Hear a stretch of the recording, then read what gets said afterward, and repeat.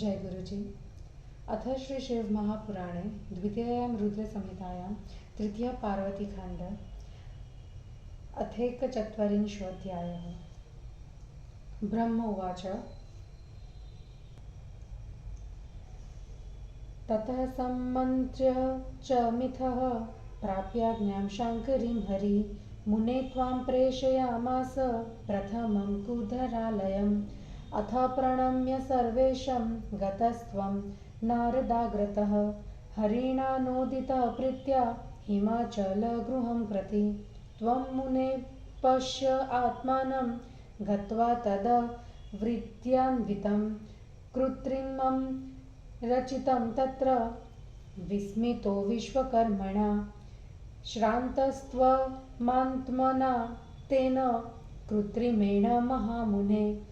अवलोकपरः सोऽभुञ्चरितं विश्वकर्मणः प्रविष्टो मण्डपं तस्य हिमाद्रे रत्नचित्रितं सुवर्णकलशैर्जुष्टं रम्भादिबहुशोभितं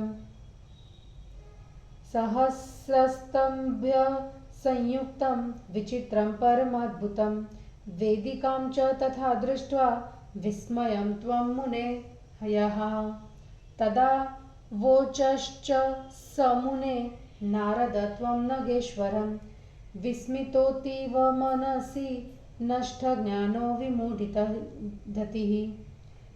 आगतास्ते किमधुना देवा विष्णुपुरोगमः तथा महर्षयः सर्वे सिद्धा उपसुरास्तथा।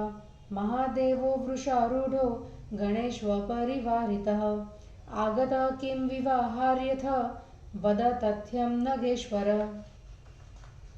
ब्रह्म उवाच। इत्येवं वचनं श्रुत्वा तव विस्मितचेतसः उवाच त्वां मुने तथ्यं वाक्यं स हिमवान् गिरिः। हिमवान् उवाच। हे नारद महाप्राज्ञा गतो नैवाधुना शिवः विवाहार्थ च पार्वत्याः सगणः सवरातकः। विश्वकर्म कृतं चित्रं विद्वि नारद सद्धिया विस्मयं तत्यजं देवर्षे स्वस्थो भव शिवं स्मर। भुक्त्वा विश्रम्य सुप्रीतः कृपां कृत्वा ममोपरि मेनकादिधरे सार्ध गच्छ त्वं शङ्करान्तिकम्। एभिः समेतो गिरिभर्मेहमाते सम्प्रार्थ्य शीघ्रं शिवमत्र चानय।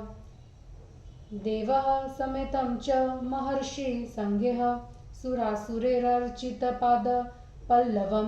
ब्रह्मोवाच। तथेति चोक्त्वागम आशु हि त्वं तदेव ते शैलसुतादिभिश्च तत्रत्य कृत्यं सुविधाय भूत्वा महामनस्त्वं शिवसन्निधानम्। तत्र दृष्टो महादेवो देवादीपरिवारितः नमस्कृतः स्वया दीप्त्वः शैलेस्तैर्भक्तितश्ववे। तदा मया विष्णुना स सर्वे देवाः सवासवाः पप्रच्छुस्त्वामं मुने सर्वे रुद्रस्यानुचरास्तथा। विस्मिता पर्वतान् दृष्ट्वा सन्देहाकुलमानसाः मैनकसह्यमेर्वादान् नानानलङ्कारसंयुतान्। देवारुचुः। हे नारद महाप्राज्ञ विस्मितस्त्वं हि दृश्यसे सत्कृतोऽसि हिमागेन किं न वद विस्तरात्। एते कस्मात् समायाताः पर्वता इह सत्तमा मैनाकस्य मेर्वादाः सुप्रतापः स्वलङ्कृतः। कन्यां दास्यति शैलोऽसौ शम्भवे वाननारद हिमालयगृहे तात किं भवत्यद्ध तदद्वद। इति सन्निग्धमनसामस्माकं च दिवो कसाम वद त्वं पृच्छमानानं सन्देहं हर सुव्रत। ब्रह्मोवाच। इत्याकर्ण्य वचस्तेषां विष्णवादीनां दिवो कसाम् अवोचस्तान्मुने त्वं हि विस्मितस्त्वाष्ट्रमायया एकान्तमाश्रित्य च मां हि विष्णुमभाषथा वाक्यमिदं मुने त्वं शचीपतिं सर्वसुरेश्वरं वे पक्षच्छिदं पुरवरीपुन्धराणं नारद उवाच त्वष्ट्राकृतं तद्विकृतं विचित्रं मनोहनं सर्वदिवोकसां हि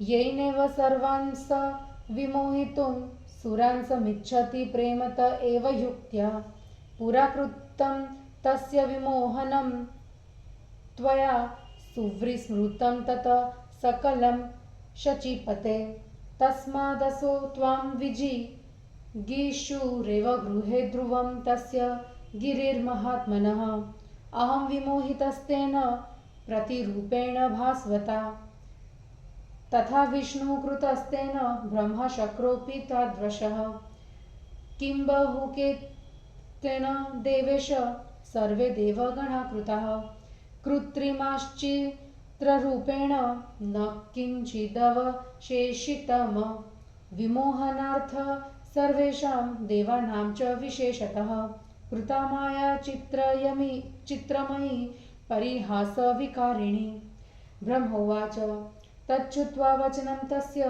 देवेन्द्रो वाक्यमब्रवीत विष्णुं प्रति तदा शीघ्रं भयाकुलन्तनुर्हरिम देवेन्द्र उवाच देवदेव रमानाथ त्वष्टा मां निहनिष्यति पुत्रशोकेन तप्ससो व्याजेनानेन नान्यथा ब्रह्मोवाच तस्य तद्वचनं श्रुत्वा देवदेवो जनार्दनः उवाच प्रहसनवाक्यं शक्रमाश्वासयंस्तदा विष्णुरुवाच निवातकवचेह पूर्व मोहितोऽसि शचीपते महाविद्याबलेनैव दानवे पूर्ववैरिभिः पर्वतो हिमवानेश तथान्येऽखिलपर्वताः विपक्षा हि कृताः सर्वे मम वाक्याच्च वासव तेनुस्मृत्य तु वै दृष्ट्वा मायया गिरयो ह्यमि जेतुमिच्छन्तु ये मूढा न भेतव्यमरावपि ईश्वरो नो हि सर्वेषां शङ्करो भक्तवत्सलः सर्वथा कुशलं शक्र करिष्यति न संशयः एवं संवदमानं तं शक्रं विकृतमानसं हरिणोक्तश्च गिरीशो लोकी किं गतिमाश्रितः ईश्वर उवाच हे हरे हे सुरेशान किं वृथाद्ध परस्परम् इत्युक्त्वा तो महेशानो मुने त्वां प्रत्युवाचः किं न वक्ति महाशैलो यथार्थवद नारद वृत्तान्तं सकलं ब्रूहि न गोप्यं कर्तुमर्हसि ददाति वा नैव ददाति शैलः सूतां स्वकीयां वद तत्त्वशीघ्रम् किं ते दृष्टं कि कृतं तन्त्र गत्वा प्रीत्या सर्व तद्वदाश्वदतात ब्रह्मोवाच इत्युक्तं शम्भुना तत्र मुने त्वं देवदर्शनः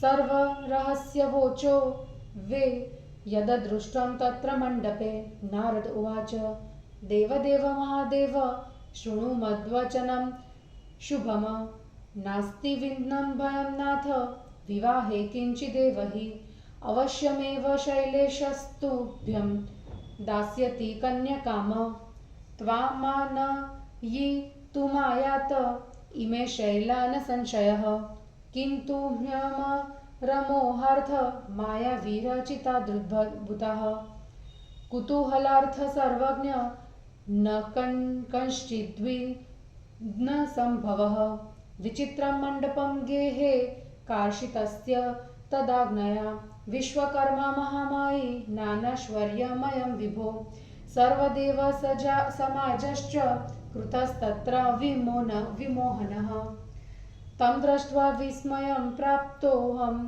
हम तन्माया विमोहितः। ब्रह्म उवाच तच्छ्रुत्वा तद्वचस्तात लोकाचारकरः प्रभुः हर्यादीन् प्रहसन शम्भुरुवाच सकलान् सुनरान्। ईश्वर उवाच कन्यां दास्यति चेन्म्यहं पर्वतो हि हिमाचलः मायमा मम किं कार्य वद विष्णो यथा तथम्। हे ब्रह्मन् शक्रमनुयः सुरावृत यथार्थतः मायया मम किं कार्य कन्या दास्यति चेन्द्रिः केनाप्युपायेन फलं हि साध्यमित्युच्यते पंडिते नार्य विद्विः। तस्मास्तवर्गम्यतां शीघ्रमेव कार्यार्थिभिर्विष्णु पुरोगमेष्व। ब्रह्मोवाच एवं संवदमानसो देवो शम्भुरभूत् तदा कृतः स्मरेणेव वशं वा प्राकृतो नरः। अथ शम्भवाग्नया सर्वे विष्णवाधा निर्जरास्तदा ऋषयश्च महात्मनो ययुर्मोहं भ्रमापहम् पुरस्कृत्य मुने त्वां च पर्वतांस्तांस विस्मयः। हिमाद्रेष्व तदा जग्मुर्मन्दिरं परमाद्भुतम् अथ विष्णवादि संयुक्तो मुदिते स्वबलैर्युतः आजगामोपहे मागपुरं प्रमुदितो हरः। इति श्री शिवमहापुराणे द्वितीयायां रुद्रसंहितायां तृतीय पार्वतीखण्डे मण्डपर्चनवर्णनं नामैकचत्वारिंशो अध्यायः। हिंदी अनुवाद।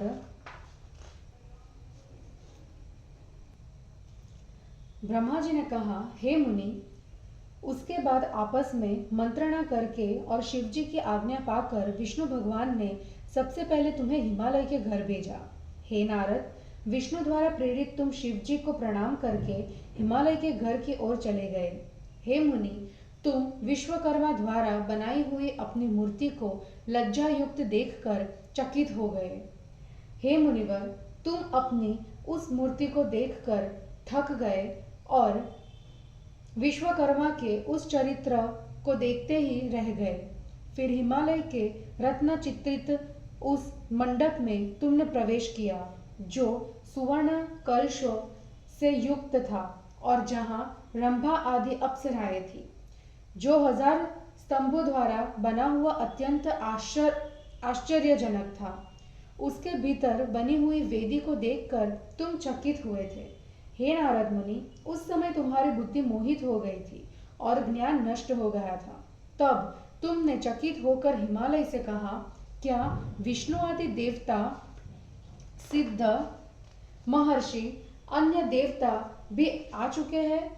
हे नगाधिराज, सच कहिए तथा बैल में बैठकर महादेव अपने गणों के साथ विवाह करने के लिए आ चुके हैं। ब्रह्मा जी ने कहा, चकित चित्त वाले तुम्हारे इन वचन को सुनकर हे मुनि, गिरिराज हिमालय ने तुमसे सत्य बात कही।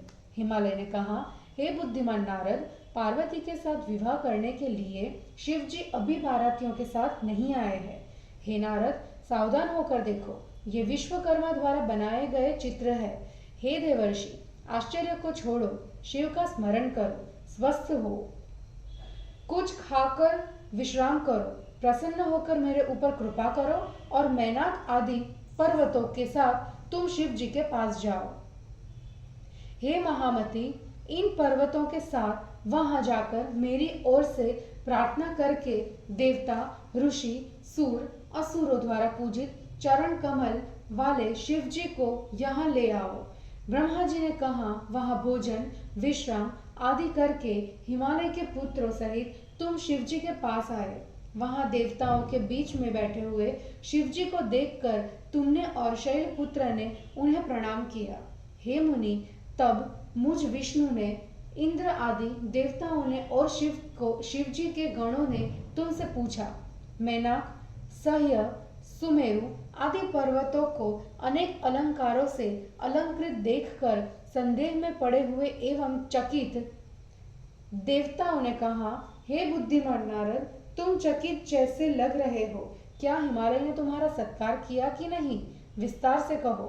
ये मेनाक, सह्य, मेरु आदि श्रेष्ठ पर्वत अलंकार धारण कर यहाँ कैसे आए हैं? हे नारद, हिमालय शिव जी को कन्या देगा कि नहीं? हिमालय के घर में आज क्या हो रहा है, उसे कहो। हे सुव्रत, इस प्रकार संदेह के कारण पूछने वाले हम देवताओं के संदेह को दूर करो। ब्रह्मा जी ने कहा, विष्णु आदि देवताओं की बातों को सुनकर हे मुनि, तुम विश्वकर्मा की माया से चकित होकर बोले, हे मुनि, तुमने मुझे और विष्णु को एकांत में ले जाकर यह कहा था, पहाड़ों के पंख काटने के कारण उनके पहले शत्रु इंद्र से भी तुमने कहा। नारद जी ने कहा, विश्वकर्मा ने सभी देवताओं को मोहित करने के लिए ऐसे चित्र बनाए हैं जिनसे वह सभी देवताओं को युक्तिपूर्वक प्रेम से मोहित कर लेना चाहता है। हे इंद्र, पहले तुमने उस हिमालय को परास्त किया था, क्या वह आपको भूल गया है? इसलिए आज वह तुम्हें जीतने के लिए हिमालय के घर में बैठा है। मैं अपने बनावटी रूप को देखकर वहां मोहित हो गया। उसी प्रकार उसने ब्रह्मा विष्णु इंद्र भी बनाए हैं। हे देवेश, अधिक क्या कहा जाए, उसने सभी देवताओं के बनावटी रूप वहां बना रखे हैं, कोई भी विशेष नहीं है। उसने सभी देवताओं को मोहित तथा उनका उपहास करने वाली चित्रमयी माया की है। ब्रह्मा जी ने कहा, इस प्रकार नारद जी की बातों को सुनकर देवराज इंद्र ने विष्णु जी की ओर देखकर शीघ्रता से कहा। देवराज ने कहा, हे देव, हे रमानाथ, विश्वकर्मा इस बहाने से पुत्र शोक से दुखी मुझे मार देगा। ब्रह्मा जी ने कहा। उसके उस बात को सुनकर देव जनार्दन हंसते हुए तथा इंद्र को आश्वस्त कर कहने लगे। विष्णु ने कहा, पहले के वैरी निवात कवच नामक दैत्यों ने महाविद्या के बल से हे इंद्र तुमको मोहित किया था। हे इंद्र, तुमने मेरे कहने पर हिमालय तथा अन्य पर्वतों के पंख काट डाले थे। यदि ये मूर्ख पहाड़ उस वैर का स्मरण करके अपनी माया से हम लोगों को जीतना चाहे तो शत्रु से भी डरना नहीं चाहिए। हे इंद्र, भगवान भक्त वत्सल शिव जी निसंदेह हम सबकी रक्षा करेंगे। इस प्रकार वार्तालाप करते हुए इंद्र को घबराया हुआ देखकर लोक व्यवहार का आश्रय लेकर शिव जी ने कहा, हे विष्णु, हे इंद्र, आप लोग आपस में क्या कर रहे हो, क्या कह रहे हो? हे मुनि, शिव जी ने उन दोनों से ऐसा पूछकर तुमसे कहा, हे नारद, हिमालय क्या कर रहा है? ठीक ठीक कहो, कोई बात छिपाना मत। हे तात, हिमालय अपनी कन्या को देना चाहता है कि नहीं, शीघ्र बोलो। वहां जाकर तुमने क्या देखा, क्या किया, उसे भी शीघ्र प्रेम से कहो। ब्रह्मा जी ने कहा, हे मुनि, शिव जी के ऐसा कहने पर तुमने जो वहां मंडप में देखा था वह सब तुमने एकांत में कहा। नारद जी ने कहा, हे देव महादेव, नाथ, आप मेरी बात सुने।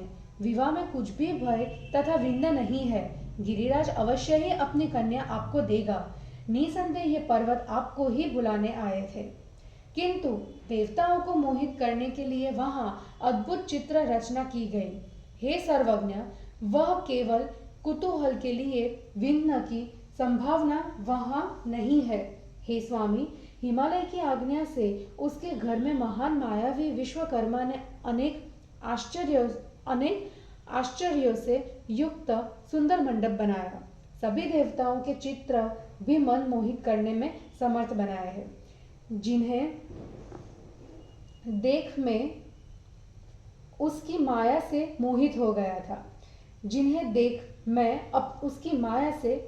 गया था। ब्रह्मा जी ने कहा, हे तात, उस बात को सुनकर लोक लीला में निपुण प्रभु शिव जी ने हंसते हुए सभी देवताओं से कहा। शिव जी ने कहा, हे विष्णु जी, यदि हिमालय अपनी कन्या मुझे देता है तो उसकी माया से क्या करना है?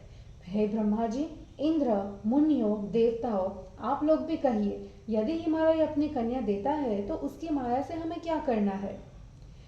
न्याय शास्त्र के विद्वानों का कथन है कि किसी उपाय से फल प्राप्ति होनी चाहिए, इसलिए आप सब विष्णु भगवान को आगे करके कार्य सिद्ध करने के लिए जाइए। ब्रह्मा जी ने कहा, जब शिवजी देवताओं से इस प्रकार बात कर रहे थे तब सामान्य पुरुष की भांति सब काम में वशीभूत हो गए। उसके बाद शिवजी की आज्ञा से विष्णु आदि देवता, ऋषि तथा महात्माओं का मोह दूर हो गया। हे मुनि, वे सब तुम्हें और उन पर्वतों को आगे करके हिमालय के घर में जाकर आश्चर्यचकित हुए। उसके बाद विष्णु आदि देवताओं तथा अपने गणाधिपों की सेना के साथ प्रसन्न चित्त शिव जी गिरिराज हिमालय के नगर में बारात लेकर आ गए। और इस प्रकार परम महामहेश्वर शिव पुराण में मंडप रचना वर्णन नामक 41वां अध्याय समाप्त हुआ। जय गुरु जी।